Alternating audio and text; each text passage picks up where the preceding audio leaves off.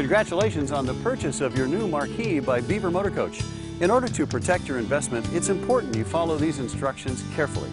I know you're anxious to learn all about your new Marquis, so let's get started.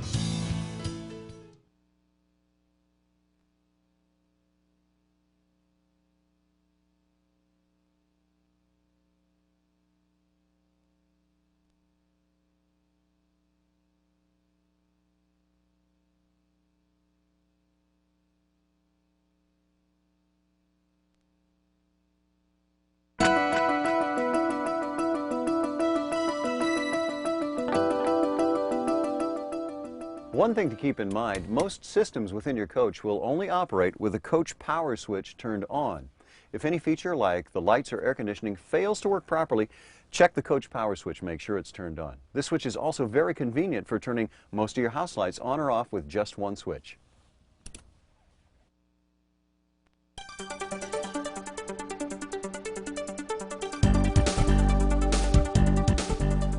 Before you move your slide room out, there's a few things you need to consider. Once you've settled on a location, make sure you have at least enough clearance for the slide room and the bay doors, and if you're going to be using it, the awning as well.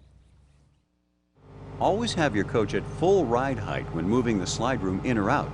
You'll need at least 110 pounds of air pressure to get the coach to full ride height. Move your seat all the way forward. Be sure the ignition key is in the off position and that the parking brake is applied. Press and hold the slide-out room switch in the out position. The slide-out room will now be moving out. Release the slide-out switch when the room is fully extended.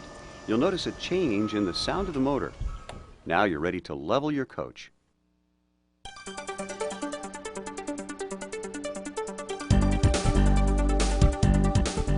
The leveling system uses the chassis battery for all necessary electrical functions.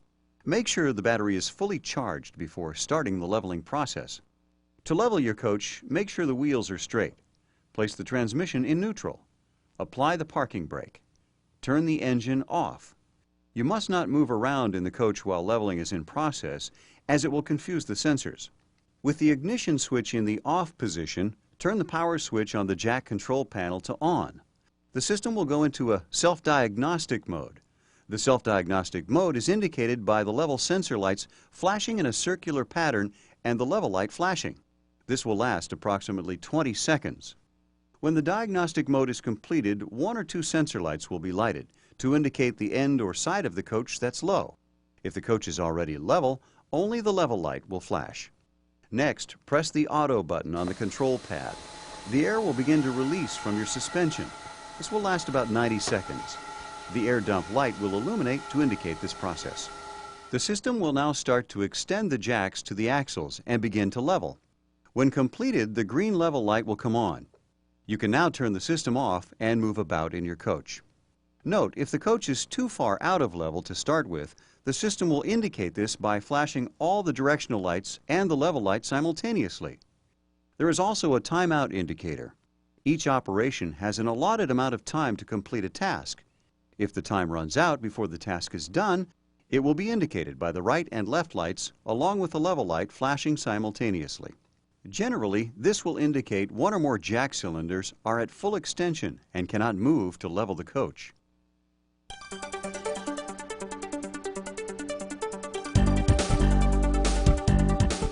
To retract the levelers and return to ride height, press the retract button. All jacks will retract until fully up. The all-up light coming on will indicate this. The automatic retract will only work if the system has been left on. If the system was turned off, press and hold the manual retract button until all jacks are up, as indicated by the all-up light. After the jacks have retracted, air the coach up by starting the engine and letting it run. Make sure you have at least 110 pounds indicated on the air pressure gauge before moving the slide room in or before moving the coach. It takes at least 110 pounds of pressure to get the coach to ride height.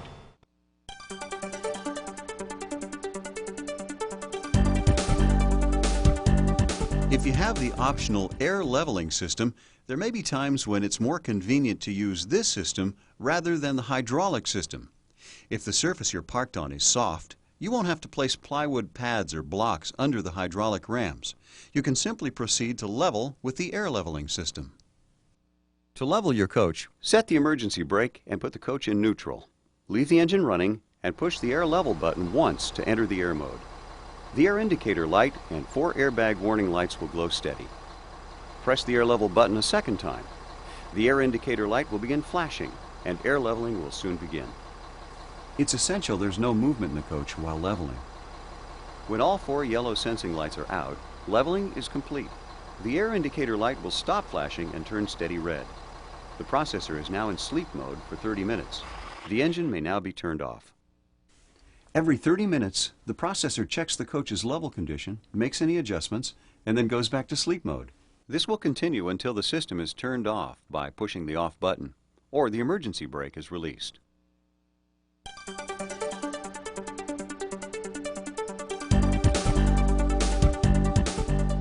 Remember, the coach will level faster if the engine's running, so don't forget to set the parking brake.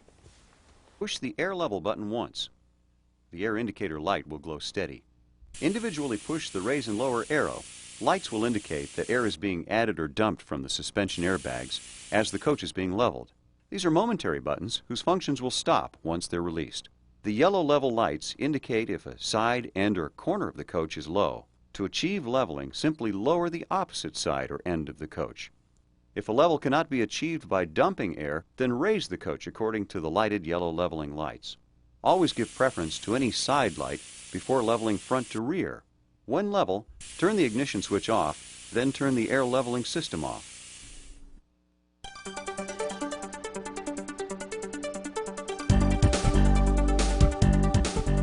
You are now ready to move the slide room in. Make sure there's nothing in the way and that the floor is clean because dirt and grit can damage the floor. Press and hold the switch in the in position. The slide room will move slowly in. To stop the room before it reaches the full in position, simply release the switch. To continue the room movement, push and hold the switch in. The motor will change tone when the slide room is fully retracted, then release the switch. Remember, never move the coach when the slide room is extended, and make sure you always have the coach at full ride height before driving.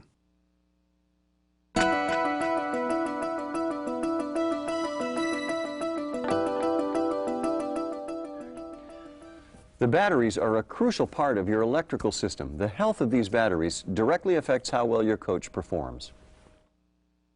The deep cycle house batteries are designed to have the majority of their capacity discharged before being recharged. It's important they be recharged as soon as possible after being discharged. Your inverter will automatically recharge your batteries as soon as you're plugged into shore power or when you start the generator. It may take a long time to recharge depending on the depth of the discharge and how much power you're using during the recharge period. If for any reason the chassis batteries have 3 volts less charge than the house batteries, they'll have to be charged with a battery charger or by running the engine for a period of time.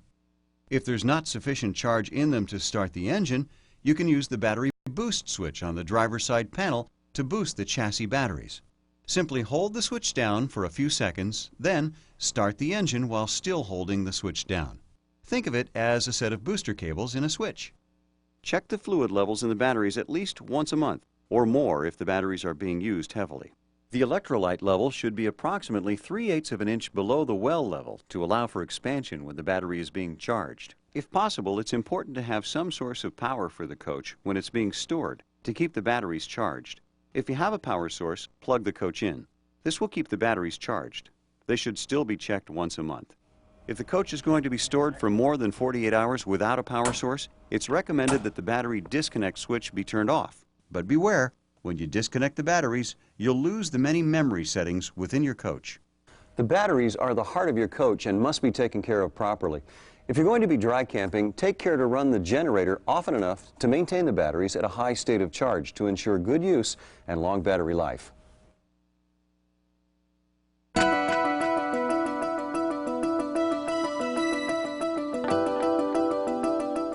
The Video Control Monitor, or the VCM, allows you to monitor virtually every system on board your coach from 3 separate locations, both televisions and the backup monitor at the driver's console.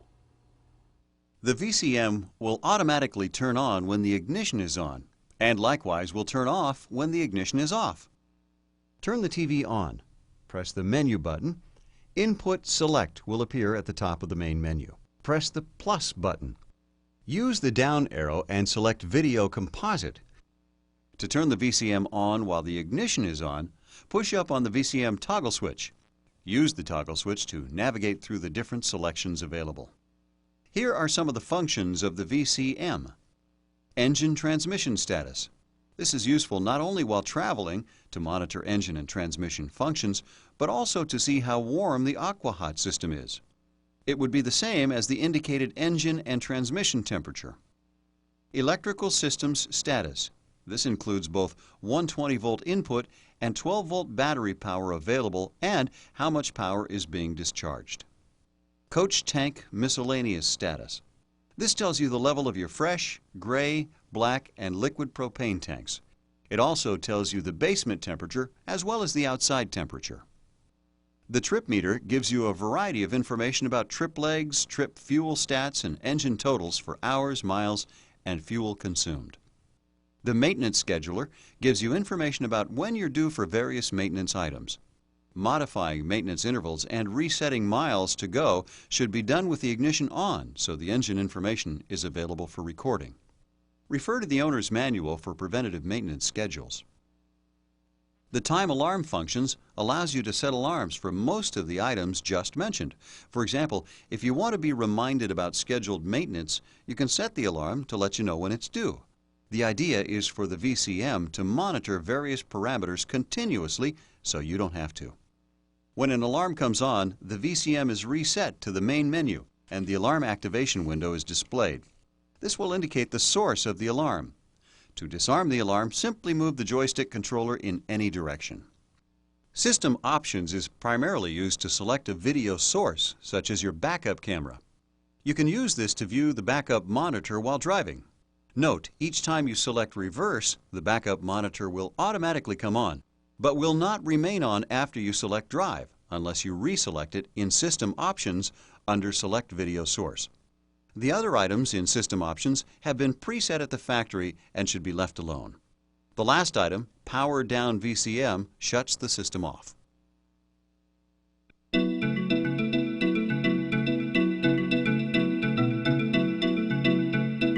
As we said before, the batteries are the heart of your coach and they must be taken care of properly. Now, let's talk about the inverter, the brains behind the batteries.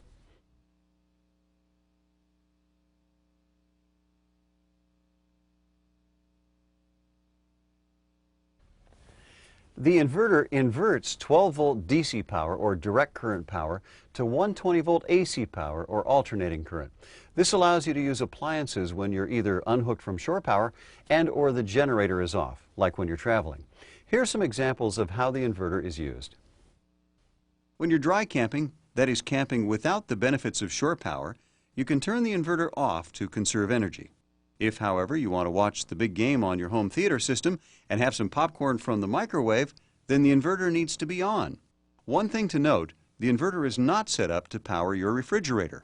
When unhooked from shore power, make sure you switch the refrigerator to propane to keep it cold. If you're camping with shore power, you can set the refrigerator back to 120-volt AC power. The inverter charger has limited power output. Exercise care when operating from the inverter. Remember, operating from the inverter quickly consumes house battery power. The inverter can charge the house batteries as well as the chassis batteries when receiving AC power. To do this, the inverter must be set to charge because it will not automatically begin charging when AC power is available. Please note, if the charge in the chassis batteries and house batteries varies by more than 3 volts, as indicated on the dash panel voltage meter, it will not charge the chassis batteries. You'll need to charge the chassis batteries with a battery charger or run the engine for a while. You can put the inverter in standby mode by turning the inverter on while receiving AC power. In this mode, the inverter will automatically start supplying AC power for the coach if AC power is discontinued. However, this will start using battery powered rapidly until the AC input is regained. Here are some of the items that will operate only when plugged into shore power or while running the generator. The roof air conditioners, washer-dryer, driver's side nightstand 120-volt outlets, hot water tank electric element, the refrigerator, and the battery charger.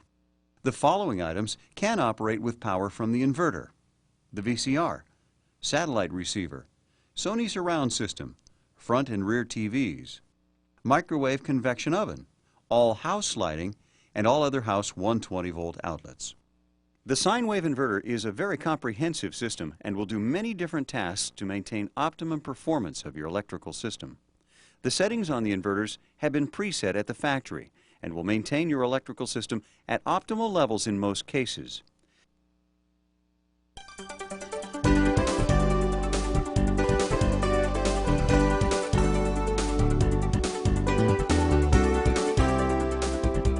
Note, this is not a substitute for the inverter owner's manual. The inverter is very comprehensive with many variables. Not all the programming details are covered. Throughout this video, the term AC refers to shore power and generator power. The inverter inverts 12-volt battery power, also known as DC or direct current, to 120-volt power, also known as AC or alternating current. This allows you to operate appliances when the coach is either unhooked from shore power and/or the generator is off, like when you're driving.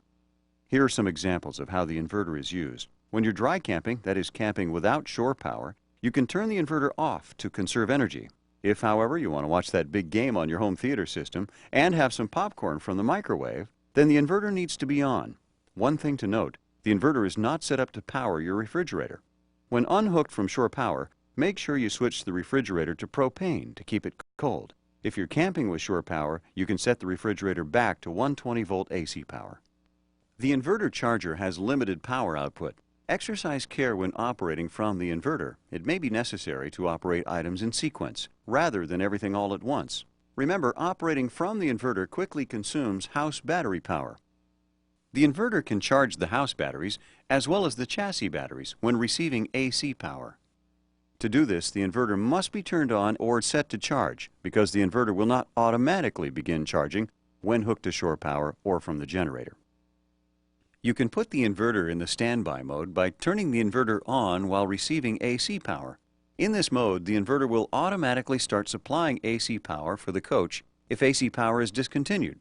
However, this will start using battery power rapidly until AC input is regained. If you leave the inverter in the charge mode and were to lose AC power, the inverter would stop charging but would not automatically turn on and drain the batteries. If your batteries are below 8.5 volt state of charge, the inverter will not charge the batteries when receiving AC power. They'll need to be charged on a battery charger. The sine wave inverter is a very comprehensive system and will do many different tasks to maintain the optimum performance of your electrical system. You may want to refer to the Trace Inverter Owner's Manual Supplement and follow along as we go through the systems of this inverter. The menu system is divided into a user menu and a setup menu. Each of the menu systems is divided into menu headings and menu items. The menu headings break the menu into groups of related items. At the menu item level, a setting can be adjusted, a mode can be selected, or information can be displayed. The user menu provides the controls and settings needed on a daily basis.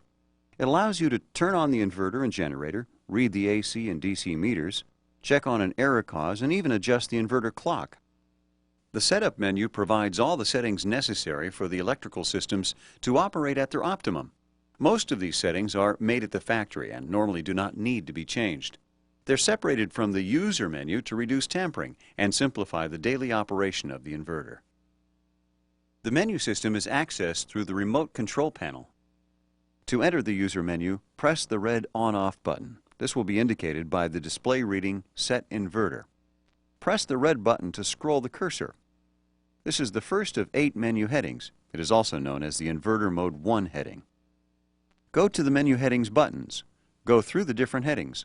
Scroll down using the down arrow. The menu headings include Generator Mode, Trace Engineering, Meters, Error Causes, Time of Day, Generator Timer, and End User Menu. In each of these menu headings, you can move to the menu item buttons and scroll down through the menu items or subheadings using the up or down arrows. When in the menu item display, you can make settings changes by going to the Set Points buttons. The Setup menu provides all the controls and settings needed when installing or adjusting the system. The Setup menu is indicated by a number from 9 through 14. To access the Setup menu, press both the red On-Off menu and green Gen menu buttons at the same time. This will take you to Inverter Setup number 9 on the display. This is simply the continuation of the user menu. Scroll down using the menu headings down button. You'll find the following menu headings: Battery charging, AC inputs, Gen Auto Start Setup, Gen Starting Details, and Auxiliary Relays. Again, each of these headings will have subheadings or menu items. Now that we've shown you how to navigate through the different screens and modes, we'll show you how they work. Press the red button to bring you back to the original screen. You can think of this key as a hotkey or home key. It will always bring you back to the inverter mode no matter where you are in the menu. Repeated pressing of the red button scrolls the cursor across the screen. Off turns the inverter and charger off. The charger will not activate in this mode, even when AC is available. Search turns the inverter on when a specified load, rated in watts, is applied to the inverter. For example, the Instant On feature on your television set and VCR have a constant power draw and would probably be enough to turn on the inverter when it's in search mode. On turns the inverter on regardless of load. This also puts the inverter into standby mode while AC power is applied. When in standby mode, if AC input is discontinued to the motorhome, the inverter will automatically provide AC power to the coach by inverting power from the batteries. When AC power resumes, the inverter will automatically return to standby mode. Note, remember when storing the coach, you'll want to disable the standby mode, but leave the battery charging function on. To do this, set the cursor to charge only mode. It is always best to store your coach in the charge mode. Charge only turns the charger on when AC is available. If AC power discontinues, the charger will stop. This setting is normally only used when the coach is in storage. Note, when hooked to shore power or operating the generator, use the red button to set the inverter to either on or charge so the batteries will charge. Failure to do this will result in dead batteries. Battery charging. Whether hooked to shore power or operating from the generator, the internal battery charger in the inverter will charge the house batteries and chassis batteries. Battery charging does not begin automatically when AC power is available. The inverter must be turned on to begin battery charging. The time it takes to charge the batteries to a full state of charge varies greatly depending on the actual state of charge of the batteries and how much power is being used during charging. The inverter uses a 3-stage charging cycle with battery temperature sensor. Refer to the manual for more detailed information on charging. The green button acts the same as the red button, except it always brings you back to the generator mode. An underscore of the first letter indicates the selected mode. Press the green button to scroll the cursor. Off turns off the inverter's control over any generator function. Auto enables the automatic generator start function. On overrides the automatic start program and starts the generator immediately. EQ. We do not recommend using this feature without first thoroughly studying your owner's manual or consulting your dealer. Programming and resetting. The inverter's factory default settings are of optimum values in most situations. If the programming was altered, it's easy to reset the factory default values. Keep in mind, this will reset all settings in the inverter to factory default values. 2 of the settings will, however, reset to trace inverter settings and will have to be reset to Monaco settings. These settings are covered later in this video and are needed for the auto generator mode. To reset the inverter, press the menu headings down button on the remote until Trace Engineering heading 3 displays. Using the menu item buttons, scroll down until you see Press Reset Now for Default on the screen. Press the Reset to Factory Default button on the remote. Move to Meters Mode 4 by pressing the down button on the menu headings. This button is used for displaying information on the battery and inverter. Scroll through the menu using the Menu Items Down button to view the different meters. Note the meters do not display a plus symbol for positive values. Explanation of the meters. Inverter charger. Amps AC displays the total number of AC amps used by the internal charger when hooked to shore power or operating from the inverter. This meter also displays the AC amp load when using the inverter. Input amps AC is the total of AC amps including the internal charger and pass-through relay amps. Load amps AC reads the current that is going to AC loads. Battery actual volts DC displays the DC battery voltage at the inverter. Battery temp comp volts DC displays the voltage setting during battery charging. Inverter volts AC displays the inverter's AC output voltage. Grid AC1 is used for selling power back to the power grid and is not used in this installation. Generator AC2 volts AC displays the incoming line voltage from AC to the inverter. Read frequency displays the incoming frequency of AC power to the inverter in Hertz. Mode 5 error cause.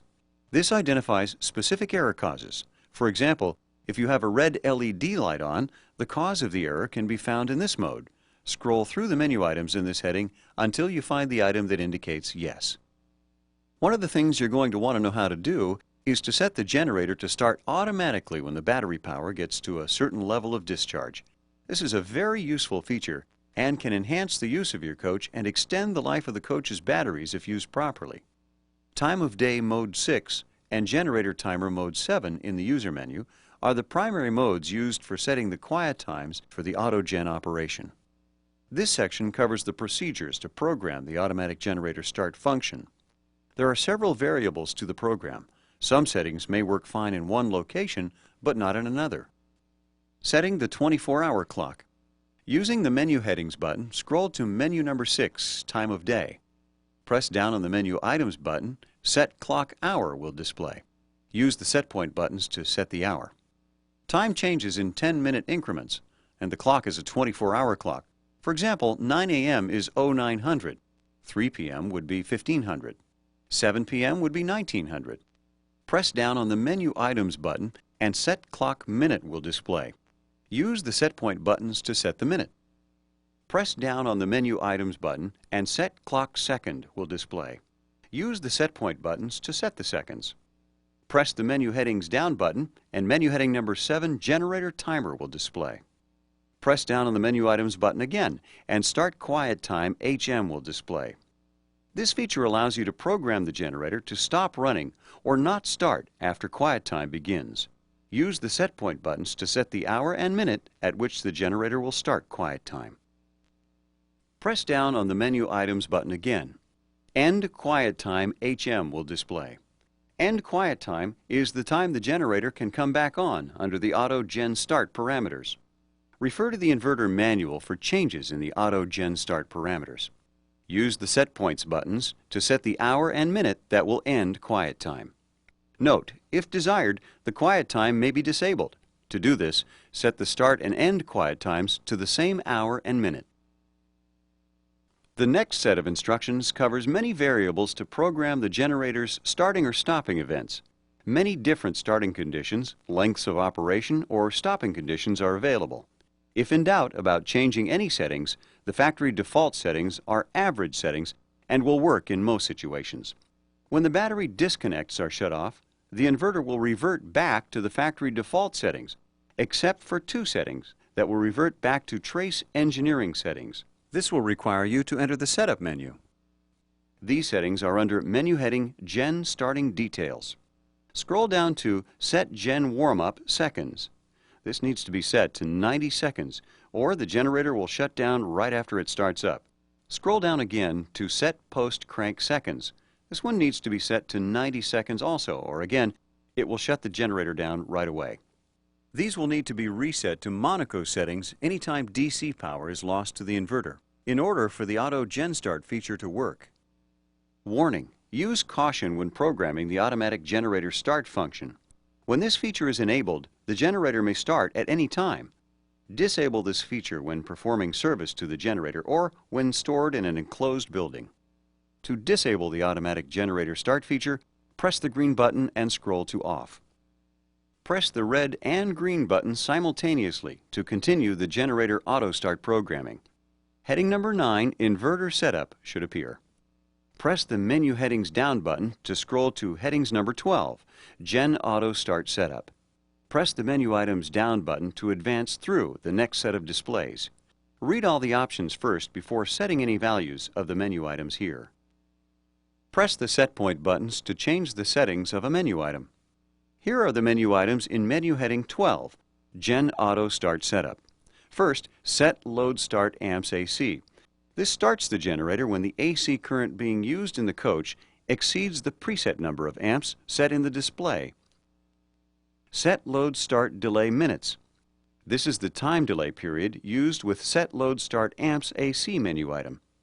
Example, setting the time period to 0 starts the generator immediately when the total number of amps exceeds the setting of menu item Set Load Start Amps AC. Set Load Stop Delay Min. This sets the amount of time the generator will run after the load drops below the Load Start Amps AC setting. Set 24-hour start volts DC. This starts the generator if the voltage drops below the setting for a consecutive 24-hour period.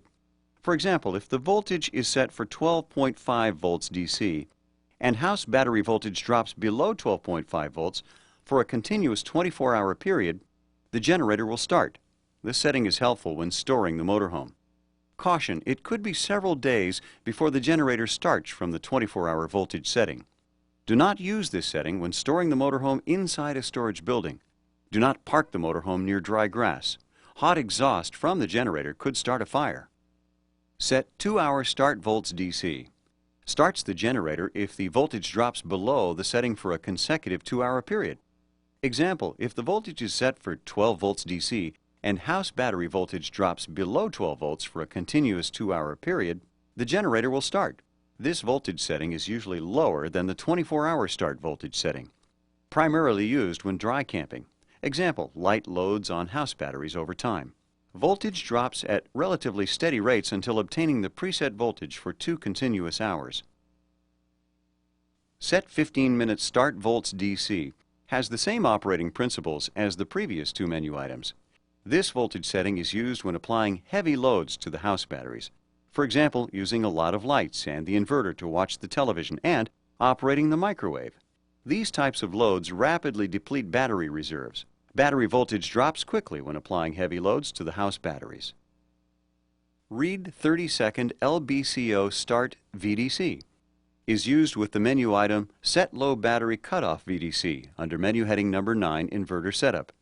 If the house battery voltage drops to this point, the inverter waits 30 seconds before starting the generator. This start setting overrides quiet time.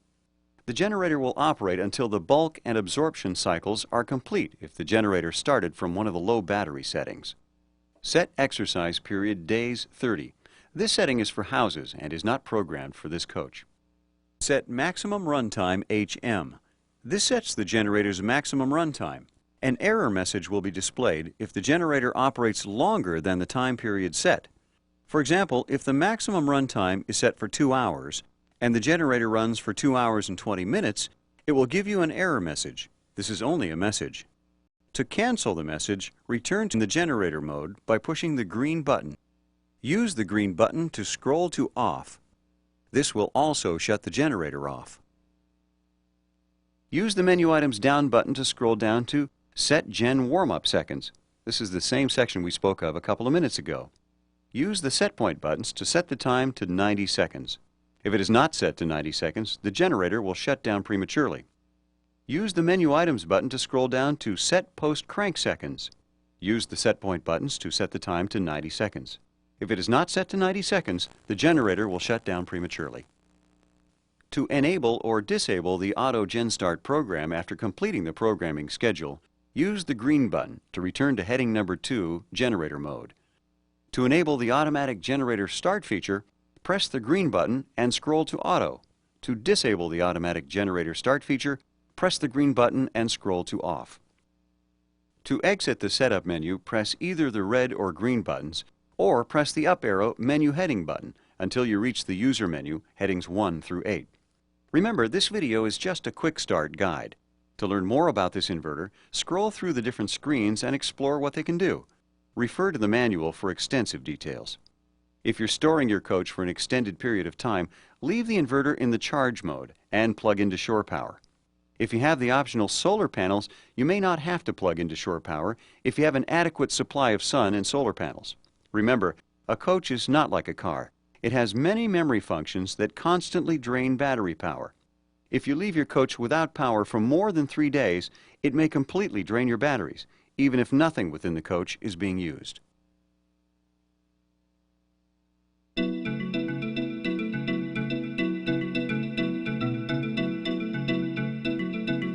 Push and hold the generator on-off switch. The generator engine ignition will go into the preheat mode for 2 to 12 seconds, depending on the ambient air temperature. Listen for the generator to crank and run. The switch light will glow solid when the generator is running. Coach power will transfer to the generator in approximately 40 seconds. Generator fuel priming. If you run the main fuel tank below 1/4 of a tank, the generator fuel pickup tube will not be able to supply fuel to the generator. It's designed to quit supplying fuel to the generator at about 1/4 of a tank, so you won't run out of fuel at your campsite while running the generator. Should you inject air into the fuel system, make sure you fill your tank to more than 1/4 full and then prime the generator by holding the start switch to the stop position. This will run the fuel pump only, bringing fresh fuel to the engine and forcing any air in the fuel system back into your main tank via the fuel return line. Be sure to shut off air conditioners and other heavy electrical loads prior to starting the generator. Prior to shutting down the generator, turn off all air conditioners and heavy electrical loads for a couple of minutes to allow the generator to cool. If you should need assistance with your generator while on the road, call 1-800-888-6626. You'll be given the phone and location of the nearest Cummins Power Generation Service Center.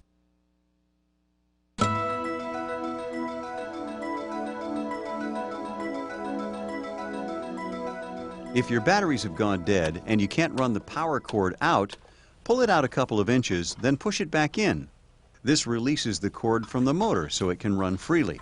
You can then pull the cord out as necessary, turn the shore power circuit breaker off, plug in, and then turn the circuit breaker back on. Keep in mind, even a small amount of dust or dirt can keep the power cord reel from working properly. So when you're bringing the power cord in, run it through a clean rag first. Connect to cable TV if available. Plug in the phone jack. This provides a connection throughout your coach for phone as well as your optional satellite system. When connecting the motorhome to fresh water, be sure to use a hose labeled for potable water to ensure the hose will not flavor your water. Turn on the fill switch located in the galley, then turn on the water supply. Use the video coach monitor to see when the tank is full, then turn off the fill switch and the water supply. If the fill switch is left open, the water pump will run continuously and very little water will run from any of the faucets. This will also pressurize your coach's water system when you stay connected to city water. It is not necessary to use the water pump when you're connected to city water. Make sure you bleed the air out of all the faucets. The black dump valve is for discharging solid wastes. The gray dump valve is for other liquid drainage, such as sink water and shower water. Check the hose clamp to be sure it's secured tightly. With the sewer hose properly connected, open the gray dump valve to allow the system to drain. At some point before emptying the system completely, you'll want to close the gray dump valve in order to save at least half a tank with which to rinse the sewer hose. To fill the gray water tank, run water into the shower or sinks. Use the monitor panel to observe tank fluid levels. When the gray tank is half full, stop filling it. Keep the black dump valve closed until you're ready to empty the tanks. When you are ready, open the black dump valve. When the tank is empty, open the gray dump valve to rinse the lines. Flush the black and gray tanks by connecting a non-potable hose to the flush system fitting. Open both gray and black water dump valves and turn on the water supply. Let it run for at least 3 minutes. Turn off the faucet and close the dump valves.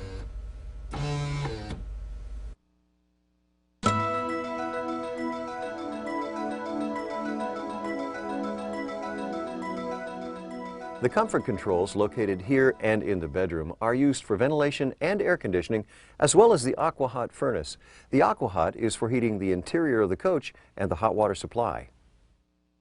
To operate the AquaHot hydronic heating system, the house batteries must be charged and the coach power switch has to be on. Turn on the AquaHot diesel burner switch. It'll take about 15 or 20 minutes for the burner to heat the water in the heat exchangers. Next, use the mode button to select furnace on the comfort control and set the desired temperature for zone 1. Turn on the heater switch located in the galley. This controls the fans in the heat exchangers. They can be set to high, low, or off. Do the same thing with the comfort control in the bedroom. The control in the bedroom controls the bathroom on Zone 2 and the bedroom on Zone 3. The AquaHot also heats your hot water. When it reaches operating temperature, you'll have hot water for showers and kitchen use. To use the air conditioner, you have to either have shore power or the generator on. The coach power switch must be on, and the house batteries must be charged. Use the Mode button to select Cool on the comfort control and set the desired temperature. Set the fan to high, medium, or low, or auto. To use fan only, turn the fan switch on and set the fan to high or low. The controls in the bedroom are the same as the ones in the living room.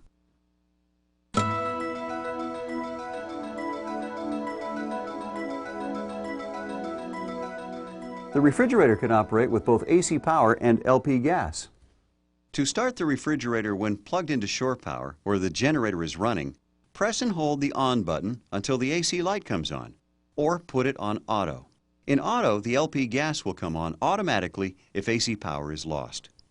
If you're starting the refrigerator for the first time, or if it's been in storage for more than a couple of months, it could have air in the lines and may need to be cycled several times before the LP reaches the refrigerator to ignite.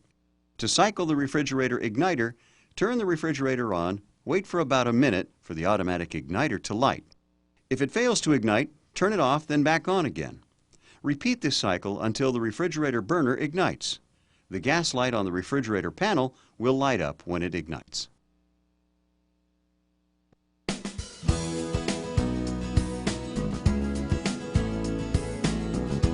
The front TV can only be viewed while the ignition is off. The TV operates from 120-volt AC power only, which can be provided by shore power, the generator, or the inverter. Viewing time of the front TV from the inverter depends on the state of charge of the house batteries and any additional 12-volt DC lighting systems being used. The coach is also equipped with a television antenna with built-in electronics which uses 12-volt DC to boost signal strength. To use this feature, turn on the 12-volt coach power switch located at the entry door. Weak or fuzzy signals can also be improved by turning on the boost switch in the passenger side front overhead compartment. The booster and the antenna work together to provide the best possible picture in most situations. However, there are times when boosting the signal can make reception worse, and lowering the antenna may actually help. To raise the antenna, press the raise button. The green light is on when the antenna is in motion. The red light is on when the antenna is raised. To turn the antenna, press the turn button to rotate the antenna for improved reception. Press the return button to move the antenna in the opposite direction. To alternate between cable TV and the coach antenna, press the antenna boost button. To lower the antenna, press the travel button. The antenna will automatically go to the store position. To use the plasma TV, you'll need to have the coach power switch turned on and have a source of 120-volt power. The sound for the VCR, cable, antenna, and satellite is routed through the VCR, so it must be on. If you're using the inverter for AC power, be aware that the plasma TV consumes a large amount of power and will drain the batteries fairly quickly. If you use caution and turn off all other unnecessary electrical lights and appliances, you should have enough power to watch a movie or two. Just keep an eye on the 12-volt power supply. Turn the TV on. Press the menu button. Input Select will appear at the top of the main menu. Press the plus button. Use the down arrow and select Video Composite. This will allow you to view the TV on the cable, coach antenna, VCR, and the satellite. When you're using the video remote to make channel selections, be sure to press Enter after selecting the channel number. On the Bose remote, touch the screen to activate it. Touch Room. Each time you touch it, it will move the cursor from A, the inside speakers, to C, the bay speakers, or both. Make your selection, then press Source. Then select Video 1 and adjust the volume. For the DBS 4500 satellite TV, the TV must be set to Video Composite. Turn on the dish. Use the RCA remote and press the DirecTV button. This will turn on the receiver. After a few moments, the dish will lock on and you can make your channel selections on the remote. Video 1 on the Bose remote will give you your sound source. Again, make sure the VCR is turned on. For the DBS 3000 satellite TV, again, set the TV to Video Composite. Turn the power on, set the proper elevation, and set the Mode button to View. If you don't set the proper elevation for the area you're in, the dish will still find the satellite, but it'll take a bit longer. To use the DVD, use the TV remote and press the Menu button. Enter Input Select and use the down arrow. Go to Input 1 YUV. Press the plus button to select. Turn on the DVD player. On the Bose remote, select Source, then Video 2. Your coach is equipped with 2 surround sound systems, one in the living room and one in the bedroom. The roof antenna and booster in the front of the coach also work for the rear TV. Turn the TV on and set it to channel 4. Turn on the VCR. The VCR will be the tuner used for channel selections. To play a videotape, simply insert the tape and press play. To use the DVD, use the Input Select button on the remote or on the TV and go to Video 1. To use the satellite, use the Input Select button and go to Video 2. Use AUX or AUX on the Bose remote for the volume control.